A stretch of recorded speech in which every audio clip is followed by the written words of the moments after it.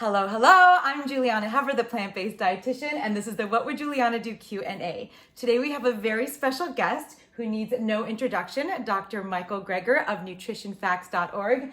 Hello, Dr. Greger. I am so glad to be here on the day after. Yes. Dun dun dun dun. Dun dun dun dun, visiting Los Angeles. So excited to have him here. And we know that we wanted to talk about how some people have a hard time the day after a big feast or going off track or any of those things that happen throughout the year.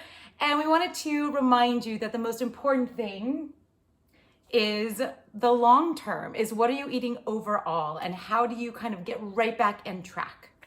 One day isn't going to hurt you unless, of course, you get food poisoning from, and that could give you long-term consequences. But other than that, your body has a remarkable capacity to bounce back from injury. So, just do a little better today and take it day by day.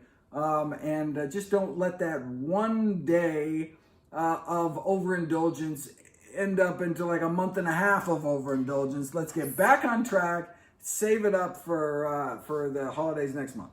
Yes, so it's all about eating your vegetables, fruits, whole grains, legumes, mushrooms, nuts, seeds, herbs, and spices in infinite tasty combinations, and radical self-compassion for having a day of deliciousness. It's all wonderful, and onwards.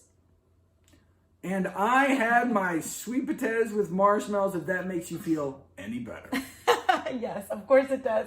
If Dr. Greger can do it, we can all recover too.